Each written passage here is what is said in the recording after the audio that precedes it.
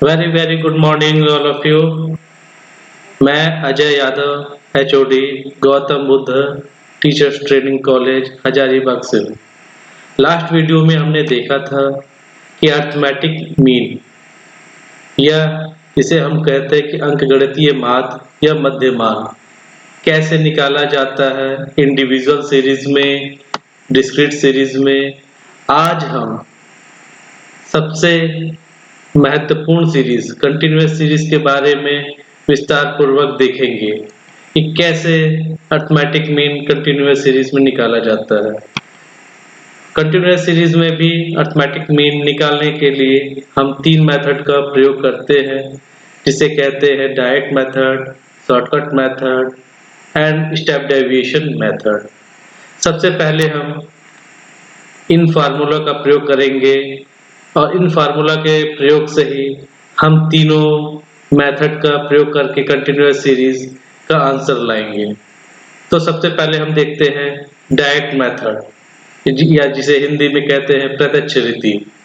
तो सबसे पहले हम एक उदाहरण लेते हैं। हमारा उदाहरण इस प्रकार है कि calculate the arithmetic mean of the following distribution by direct method. हम यहाँ पे एक टेबल बना हुआ है जिसमें लिखा हुआ है कि प्रॉफिट पर शॉप, हर एक शॉप का प्रॉफिट क्या है and number of shop, shop की संख्या कितनी है। हम यहाँ देख रहे हैं जो प्रॉफिट 0 से 10 है, वैसे शॉपों की संख्या 12 है। जहाँ प्रॉफिट 10 से 20 है प्रति शॉप, वहाँ शॉपों की संख्या 18 है और 27 ऐसे शॉप है जिनकी प्रति शॉप प्रॉफिट 20 से 30 है। इसके अलावा 20 शॉप ऐसे हैं जिसका प्रॉफिट 30 से 40 है और 17 शॉप ऐसे हैं जिसका प्रॉफिट 40 से 50 है। 6 शॉप ऐसे भी हैं जिनका प्रॉफिट 50 से 60 प्रति शॉप है। आइए इसको कैलकुलेशन करने के लिए हम सबसे पहले टेबल फॉर्म अपनाएंगे और टेबल में एक साइड प्रॉफिट पर शॉप लिखेंगे, दूसरे साइड नंबर ऑफ शॉप लिखेंगे। ये हमारा प्रॉफिट पर शॉप जिसे हम यक्स मानते हैं और नंबर ऑफ शॉप जिसे हम फ्रीक्वेंसी मानते हैं। इसके बाद सबसे पहले हम एक कॉलम और ऐड करेंगे जिसमें हम प्रॉफिट पर शॉप का मिड वैल्यू निकालेंगे और मिड वैल्यू निकालने के लिए हम एक फार्मूला यूज करेंगे जो इस प्रकार है कि lower limit plus upper limit of class interval divide by 2। यहाँ हम देखते हैं कि लोअर लिमिट 0 है और अपर लिमिट 10 है। हम इन दोनों को प्लस करेंगे तो 0 प्लस 10 होता है और डिवाइड करेंगे 2 से तो 5 आएगा। तो इस तरह हम देखते हैं कि मिड वैल्यू 0 से 10 क्लास इंटरवल का 5 है, 10 से 20 क्लास इंटरवल का मिड वैल्यू 15 आएगा, 20 से 30 क्लास इंटरवल का मिड वैल्यू 25 आएगा। इसी तरह 30 से 40 का 35 आएगा, 40 से 50 का 45 आएगा और 50 से 60 का अगर हम इन दोनों को प्लस करते हैं तो 110 आएगा, डिवाइड करते हैं 2 से तो 55 आएगा। तो इस प्रकार हम देखते हैं मिड वैल्यू 55 आया। इसके बाद हम एक कॉलम और बढ़ाएंगे जिसमें हम FM जो हमारा फ्रीक्वेंसी है उसे हम मिड वैल्यू से मल्टीप्लाई कर देंगे। जब हम 12 को 5 से मल्टीप्लाई किए तो 60 आया, 18 को 15 से मल्टीप्लाई किए तो 270 आया, 27 को 25 से मल्टीप्लाई किए तो 675 आया, 20 को 35 से मल्टीप्लाई किए तो 700 आया, 17 को 45 से मल्टीप्लाई किए तो 765 आया और 6 को 55 से मल्टीप्लाई किए तो 330 आया। इसके बाद हम दोनों कॉलम फ्रीक्वेंसी को ऐड कर लेंगे जिसे हम सम ऑफ फ्रीक्वेंसी या एन के से डिनोट करते हैं। ये हमारा 100 आ गया। एफएम को भी हम जब ऐड करते हैं तो सम ऑफ एफएम इक्वल टू हमारा 2800 आया। अब हम फार्मूला पुट करेंगे डायरेक्ट मेथड का। जो हमारा फार्मूला है एक्स बार जो डिनोट करता है अर्थमेटिक मीन को बराबर होता है sigma F M divide by N या फिर सिग्मा एफ। अब हम वैल्यू जो हमारा आया हुआ है सिग्मा एफ और सिग्मा एम एफ, इसे हम पुट करेंगे फार्मूला में और देखेंगे कि जैसे हम पुट करते हैं तो हम यहाँ पे 100 से 2800 को डिवाइड कर सकते हैं और हमारा आंसर 28 आता है। तो इस प्रकार हम देखते हैं कि अरिथमेटिक मीन डायरेक्ट सॉल्यूशन में इस प्रश्न का 28 आया। अब हम आगे इसी प्रश्न को इनडायरेक्ट मेथड या जिसे कहते हैं शॉर्टकट मेथड, उस वे में भी देखेंगे कि क्या आंसर में भिन्नता आती है या नहीं आती है। चलिए अब हम देखते हैं शॉर्टकट मेथड, जिसे हम लघु रीति कहते हैं। हमारा एग्जाम्पल वही है। अब हम इसे कैलकुलेट करने के लिए सबसे पहले टेबल बनाएंगे, जिसमें एक सेट प्रॉफिट पर shop, second number of shop लिखेंगे। अब इसके बाद वही प्रोसेस है कि सबसे पहले हमें मिड वैल्यू निकालना है और मिड वैल्यू के लिए हम lower limit plus upper limit को प्लस करते हैं और 2 से डिवाइड करते हैं। तो हमारा ये मिड वैल्यू आ गया, जैसा कि हमने डायरेक्ट मेथड में पहले ही देखा था। अब इसके बाद एक कॉलम हम और ऐड करते हैं, जिसमें मिड वैल्यू में से हम कोई एक एज्यूम मीन लेते हैं। अगर हम इसमें से एज्यूम मीन 35 लेते हैं तो जो भी 35 से कम होंगे वह माइनस में आएंगे और जो 35 से अधिक होंगे वह प्लस में आएंगे। तो हम इस 35 को इसी मिड वैल्यू में से माइनस करते चलेंगे। तो हमारा जो m माइनस ए है, तो 5 माइनस 35 हमारा माइनस 30 आएगा। 15 माइनस 35 माइनस 20 आ गया। 25 माइनस 35 आ गया माइनस 10। 35 में से 35 गया तो 0 आया और 45 में से 35 गया तो क्योंकि संख्या 35 से अधिक है तो प्लस 10 में आता है और 55 से माइनस होता है 35 तो प्लस 20 में आता है। इसके बाद हम फ्रीक्वेंसी को और जो हमारा डेविएशन आया जिसे हम डी फॉर्म में लिखे हुए हैं, इन दोनों को मल्टीप्लाई करेंगे और एक नया कॉलम लिखेंगे जो हमारा होगा एफ डी। अब एफ डी को हम मल्टीप्लाई करते हैं तो 12 से जब हम मल्टीप्लाई करते हैं माइनस 30 को तो हमारा माइनस 360 आता है। 18 को मल्टीप्लाई करते हैं माइनस 20 से तो हमारा माइनस 360 आया। 27 को मल्टीप्लाई किए 10 से तो माइनस 270 आया। 20 को मल्टीप्लाई किए 0 से तो 0 आया। 70 को मल्टीप्लाई किए 10 से तो 170 आया और 6 को मल्टीप्लाई किए 20 से तो 120 आया। अब हम इसको जो हमारा फ्रीक्वेंसी है और जो हमारा एफडी है, इन दोनों को हम ऐड कर देंगे। जब हम फ्रीक्वेंसी को ऐड किए जो हमारा सम ऑफ फ्रीक्वेंसी है वह 100 आ गया और सम ऑफ एफडी हमारा माइनस 700 आया। क्योंकि जब हम इसे ऐड करते हैं तो माइनस माइनस एक साइड ऐड करेंगे, प्लस प्लस एक साइड ऐड करेंगे और लास्ट में इन दोनों में माइनस करेंगे। क्योंकि हमारी संख्या माइनस में अधिक है इसलिए हमारा जो भी आंसर आया है वह माइनस में आया है। अब हम फार्मूला पुट करेंगे जो इस प्रकार है, x bar equal to a plus sigma F D divide by N. अब हम इस फार्मूला के अकॉर्डिंग वैल्यू जो हमारा दिया हुआ है वह पुट कर देंगे। जब हम वैल्यू पुट करते हैं तो हम एज्यूम मीन क्योंकि 35 लिए थे तो 35 लिखे। हमारा सिग्मा एफ डी माइनस 700 है तो माइनस 700 लिखे और हमारा नंबर 100 है तो हमने यहाँ 100 लिखा। अब इसे हम देख सकते हैं कि 100 से हम डिवाइड कर सकते हैं 700 को और यह माइनस 7 आएगा। अब क्योंकि प्लस और माइनस होता है तो हम देखते हैं जो हमारा मैथ्स का एक फार्मूला होता है प्लस माइनस करने पर हमेशा माइनस होता है। तो हम यहाँ 35 से माइनस 7 करते हैं और हमारा आंसर 28 आता है। तो हम ये देखते हैं कि अरिथमेटिक मीन शॉर्टकट मेथड से भी 28 आया और इससे पहले डायरेक्ट मेथड से किए थे वह भी 28 ही है। अब हम इस प्रश्न को और आगे बढ़ाएंगे और इसी प्रश्न को हम स्टेप डेविएशन मेथड या जिसे हिंदी में पद विचलन रीति कहते हैं, इससे भी करके देखेंगे क्या आंसर में कोई वेरिएशन आता है या आंसर सेम आता है। तो हम इसी प्रश्न को लेते हैं जिसमें प्रॉफिट पर शॉप है और नंबर ऑफ शॉप है। अब इसको हम जब आगे बढ़ाते हैं तो सबसे पहले हम एक टेबल लेंगे जिसमें पहला कॉलम में प्रॉफिट पर शॉप लिए हैं जो यक्स कहलाता है, सेकंड कॉलम में नंबर ऑफ शॉप लिए हैं जो यह फ्रीक्वेंसी कहलाता है। अब हम सबसे पहले डायरेक्ट मेथड और शॉर्टकट मेथड की तरह ही इसमें भी मिड वैल्यू निकालेंगे और वही फार्मूला अपनाएंगे, lower limit plus upper limit divide by 2। और जैसा है कि हम देख रहे हैं 0 प्लस 10 डिवाइड बाई 2 5 आता है, तो ये हमारा इस तरह मिड वैल्यू निकल जाएगा। अब इसके उपरांत जब हमारा मिड वैल्यू निकल गया है तब हम एक नया कॉलम ऐड करेंगे जो हमारा होता है डेविएशन ऑफ एक्स। अब हम इसमें से सपोज करते हैं 25 को हम एज्यूम मीन लिए और 25 से हम सभी को माइनस करते हैं। इससे पहले हम शॉर्टकट मेथड में 35 को एज्यूम मीन लिए थे।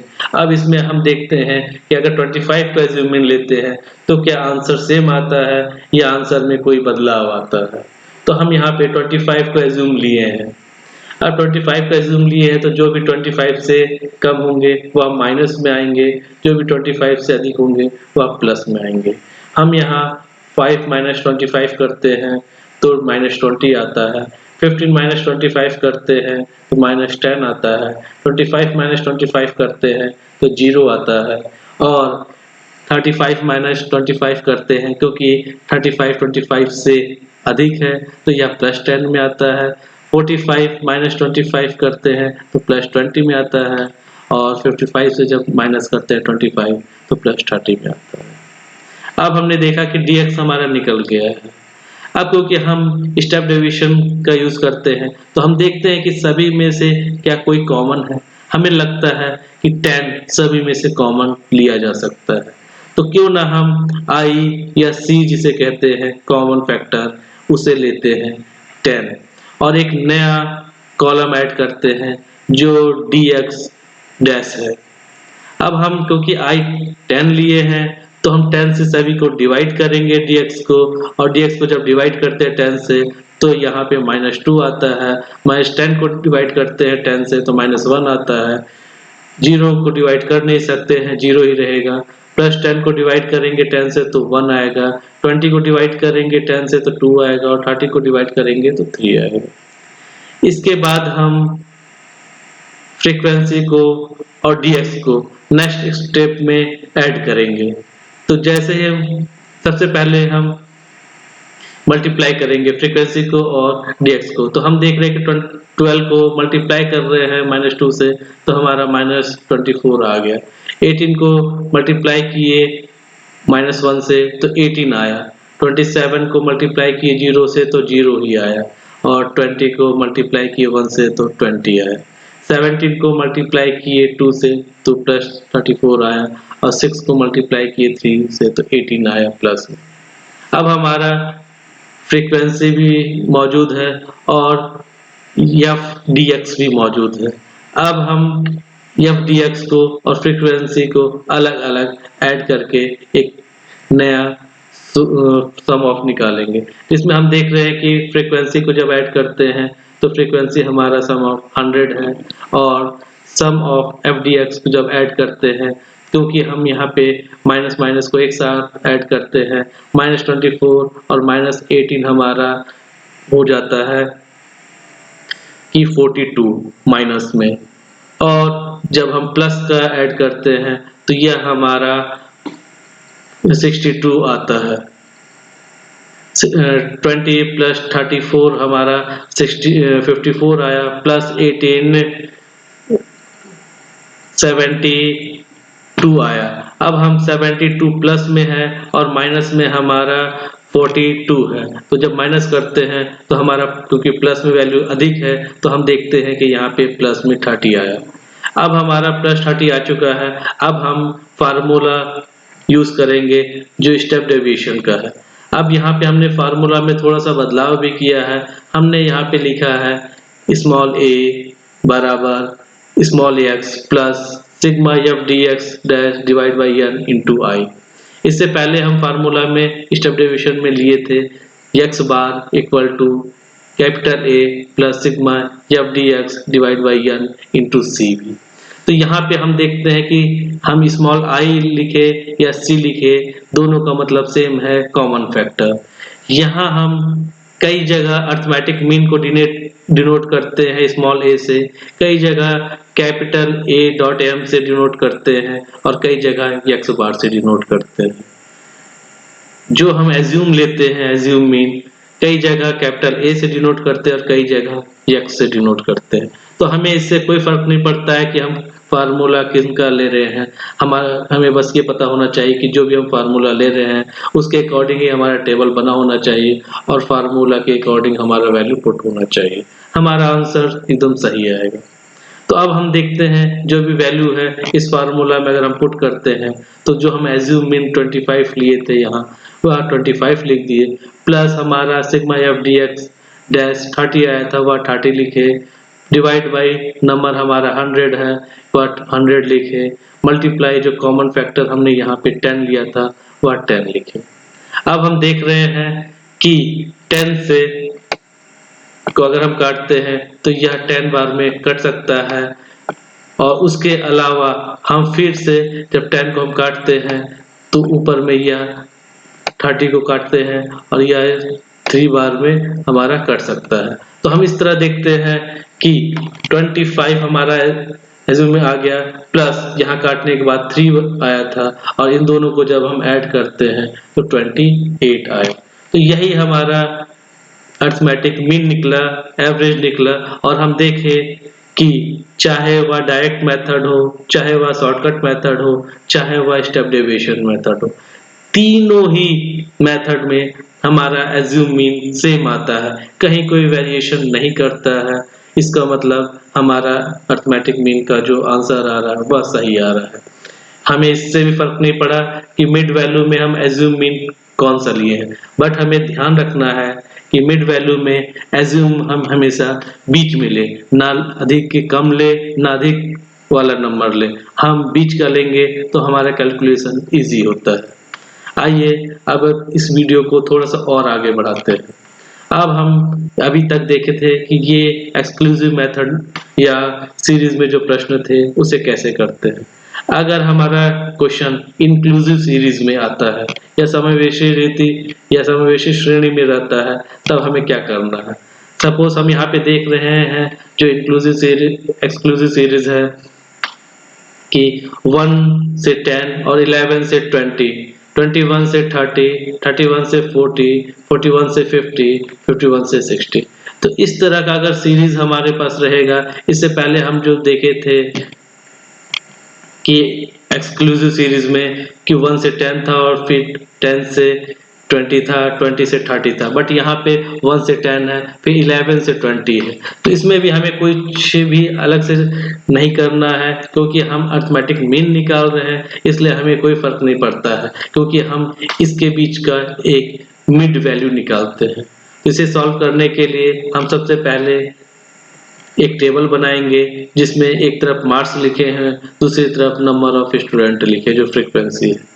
अगर हम मार्क्स देखते हैं तो 1 से 10, फिर 11 से 20, 21 से 30, 31 से 40, 41 से 50 और 51 से 60 लिखे हुए हैं। अब हम एक नया कॉलम ऐड करेंगे जिसमें मिड वैल्यू निकलेगा। मिड वैल्यू का फार्मूला वही है lower limit plus upper limit divide by 2। अब हम यहाँ देखते हैं लोअर लिमिट यहाँ 1 है, अपर लिमिट 10 है, तो इन दोनों को प्लस करते तो 11 होता है, डिवाइड करते 2 से तो 5.5 आता है। 11 प्लस 20 करते 21 आता है, डिवाइड करते 2 से तो 31 आता है, डिवाइड करते 2 से तो 15.5 आता है। यहाँ 21 प्लस 30 को अगर हम ऐड करते हैं तो 51 आता है, डिवाइड करते हैं 2 से 25.5 आता है। 31 और 40 को जब ऐड करते हैं तो 71 आता है, डिवाइड करते हैं 2 से 35.5 आता है। 41 और 50 को ऐड करते हैं तो 91 आता है, डिवाइड करते हैं तो 45.5 आता है। और 51 और 60 को जब ऐड करते हैं तो हमारा 111 होता है, डिवाइड करते हैं अगर 2 से तो ये हमारा 55.5 आता है। अब हमारा मिड वैल्यू आ गया है इसे हम क्योंकि शॉर्टकट मेथड से अपना रहे हैं, तो सबसे पहले हम एक कॉलम और ऐड करेंगे जो हम डेविएशन लेते हैं। सपोज इसमें हमने डेविएशन लिया है 25.5 को। अब हम 25.5 से सभी को माइनस करेंगे और देखेंगे कि जब 5.5 माइनस करते हैं 25.5 से तो ये हमारा -20 में आता है। 15.5 माइनस 25.5 करते हैं तो हमारा -10 आता है। 25.5 को माइनस करते 25.5 से तो 0 आया। 35.5 को माइनस किए 25.5 से तो +10 में आया और 45.5 को माइनस किए 25.5 से तो +20 में आया। 55.5 को माइनस किए 25.5 से तो यह +30 में आया। अब इसके बाद हम एक स्टेप और आगे बढ़ेंगे जो फ्रीक्वेंसी को dx से मल्टीप्लाई करेंगे। तो यहाँ हमारा फ्रीक्वेंसी 3 है और हमारा dx -20 है। दोनों को मल्टीप्लाई किए तो -60 आया। इसी तरह 2 को मल्टीप्लाई किए -10 से तो -20 आया। 4 को मल्टीप्लाई किए 0 से तो 0 आया। 3 को मल्टीप्लाई किए +10 से तो +30 में आया। 1 को मल्टीप्लाई किए +20 से तो +20 में आया और 2 को मल्टीप्लाई किए +30 से तो +60 में आया। अब हम नंबर ऑफ स्टूडेंट को ऐड करेंगे, जो नंबर है हमारा 15 आ गया और FDX को ऐड करेंगे तो सम ऑफ FDX भी हमारा +30 में आया। क्योंकि यहाँ -60 और -20 हम देख रहे हैं -80 हो रहा है। इसके अलावा हम जब प्लस वाला ऐड करते हैं तो +30 +20 50 होता है, +60 110 होता है।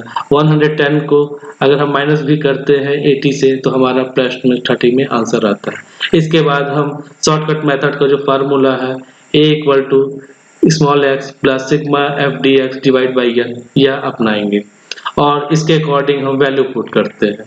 हमारे x क्योंकि 25.5 था वह लिखे प्लस सिग्मा FDX हमारा +30 में था और नंबर हमारा 15 है, इसे हम ऐड किए। अब हम देख रहे हैं कि 15 को इजी वे में डिवाइड कर सकते हैं 30 को 15 से और यह 2 बार में डिवाइड होता है। तो हम देखते हैं 25.5 + 2 तो हमारा जो आंसर आता है वह 27.5 आता है और यही हमारा एज अर्थमेटिक मीन या एवरेज हो। चलिए यहाँ तक तो हम समझ गए हैं। एक नए प्रकार का प्रश्न और आता है कंटिन्यूअस सीरीज में जो कि थोड़ा सा समझने के लिए ही पर्याप्त है। अगर एक बार आप प्रश्न को समझ जाते हैं तो उसे भी सॉल्व करना इजी हो जाता है, जो हमारा कहलाता है इन संचयी आवृत्ति वितरण, जिसे हम कहते हैं क्युमुलेटिव फ्रीक्वेंसी। यह हमारा जो इंक्लूसिव मेथड है इसके स्थान पर होगा क्युमुलेटिव फ्रीक्वेंसी, जिसे हम बोलते हैं संचयी आवृत्ति वितरण। अब हम एक उदाहरण लेते हैं कि calculate the arithmetic mean of the following distribution by direct method. हमने यहाँ पे देखा है कि हमने यहाँ वेजेस लिया है कि more than 0, more than 10, more than 20, more than 30, more than 40, more than 50, more than 60 और मोर देन 70। हम यहाँ पे बात करते हैं कि मोर देन 0, तो यहाँ नंबर ऑफ लेबर 685 है। इसका मतलब जो वेजेस 0 से अधिक मिल रहा है वैसे लेबरों की संख्या 685 है और 10 से अधिक रुपए जहाँ पे वेजेस मिल रहा है वैसे लेबरों की संख्या 500 है।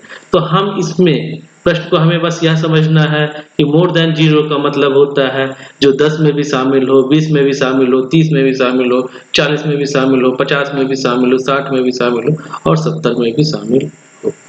परंतु अगर हम मोर देन 10 लेते हैं तो वह उसके अंतर्गत तो शामिल होगा कि जो 20 में शामिल है, 30 में शामिल है, 40 में शामिल है, 50 में शामिल है, 60 में शामिल और 70 रुपीज में शामिल है।